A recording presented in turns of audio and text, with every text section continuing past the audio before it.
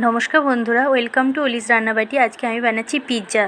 দেখো বন্ধুরা, পুরো ভিডিওটা দেখার অনুরোধ রইল তোমাদের। প্রথমে আমি 1 কাপ ময়দা নিয়ে নিয়েছি, আর নিয়ে নিয়েছি হাফ কাপ দই, আর নিয়ে নিয়েছি বেকিং পাউডার হাফ চামচ, আর চিনি হাফ চামচ, লবণ হাফ চামচ মতো। এবার এটাকে খুব ভালো করে জল ছাড়া মেখে নিয়েছি, একটা ডো তৈরি করে নিয়েছি। খুব ভালো করে এটাকে মাখতে হবে বেশ কিছুক্ষণ ধরে।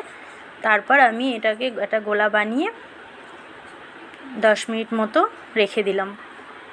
এবার 10 মিনিট পর আমি এটাকে একটু বেলে নিয়েছি।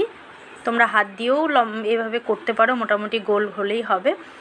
আমি প্রথমে একটু বেলে নিলাম, তারপর হাত দিয়ে এটাকে করে নিয়েছি এরকমভাবে। তারপর আমি বাটার পেপারের ওপর এটাকে বসিয়ে দিলাম। আমি বাটার পেপারটা ঘরেই বানিয়েছি।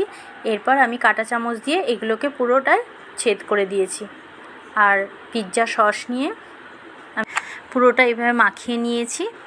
তারপর দিয়ে দিয়েছি চিজ গ্রেট করে। চিজটা এভাবে দেওয়া হয়ে গেলে এবার আমি ক্যাপসিকামগুলো দিয়ে দিয়েছি, আর পেঁয়াজ দিয়েছি, আর দিয়েছি ছোট ছোট করে কেটে রাখা কাঁচা লঙ্কা।